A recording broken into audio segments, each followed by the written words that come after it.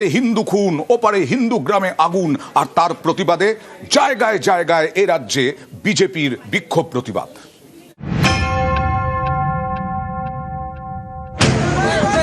মোহাম্মদ ইউনুসের বাংলাদেশে আক্রান্ত হিন্দুরা নৃশংসভাবে পিটিয়ে পুড়িয়ে হত্যা করা হয়েছে হিন্দু শ্রমিক দীপু দাসকে। প্রতিদিন সকাল থেকে সন্ধে সীমান্তের ওপার থেকে ভেসে আসছে মৌলবাদের হুঙ্কার। মঙ্গলবার রাতে চট্টগ্রামের পশ্চিম বণিকপাড়ায় হিন্দুদের গ্রামে আগুন ধরিয়ে দেওয়া হয়। বাড়ির দরজা বাইরে থেকে বন্ধ করে আগুন লাগানো হয়েছে। ওপারে হিন্দুদের ওপর অত্যাচার, এপারে পথে নেমেছে গেরুয়া শিবির। প্রথমে কলকাতায় বাংলাদেশের ডেপুটি হাই কমিশনের সামনে প্রতিবাদ।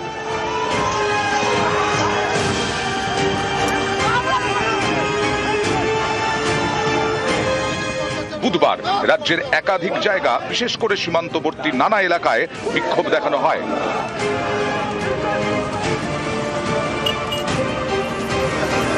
বিক্ষোভে স্লোগানে বাংলাদেশে হিন্দু হত্যার প্রতিবাদ, সেই সঙ্গে দাবি হিন্দু হত্যা বন্ধ হোক। বাংলাদেশকে সাবাক শেখাক নয়াদিল্লি। এটা কি কৌশলে কেন্দ্রের ওপর চাপ তৈরির চেষ্টা? ওখানে কিছু করতে গেলে সবাইকে মিলে ভাবতে হবে, ভারতবর্ষের সরকারকেও ভাবতে হবে, এদের জন্য ওষুধ দিতে হবে। সেই ওষুধ তো আছে ভারতের হাতে। এই জামাতিদেরকে ভদ্র করতে গেলে একবার ওষুধ দেওয়া দরকার আছে, খুব কড়া ডোজের ওষুধ দেওয়া দরকার। বাংলাদেশে হিন্দু হত্যার প্রতিবাদে পথে নেমেছে বঙ্গ বিজেপি। অনেকের মতে প্রতিবাদের পাশাপাশি এই পদক্ষেপের নেপথ্যে রাজনীতির অঙ্কও রয়েছে। কারণ বাংলাদেশ ইস্যুতে কেন্দ্র কোনো পদক্ষেপ করলে তাকে রাজনৈতিকভাবে ব্যবহারের সুযোগ পেয়ে যাবে বঙ্গ বিজেপি। ভোটের বাংলায় মেরুকরণের অস্ত্রে আরও শান দিতে পারবে, প্রচার করতে পারবে বিদেশেও হিন্দুরা আক্রান্ত হলে তাদের পাশে রয়েছে পদ্ম শিবির।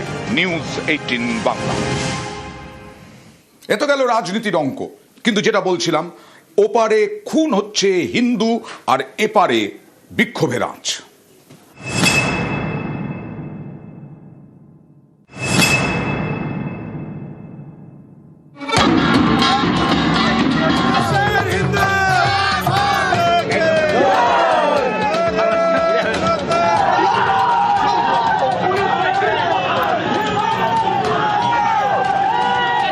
সরকার, কেন্দ্রীয় সরকারের উচিত এক্ষুনি, যেমন পাকিস্তানে সার্জিক্যাল স্ট্রাইক করেছে, বাংলাদেশের সার্জিক্যাল স্ট্রাইক করে ওই উগ্রপন্থীদের সমূলে ধ্বংস করে দেওয়া উচিত।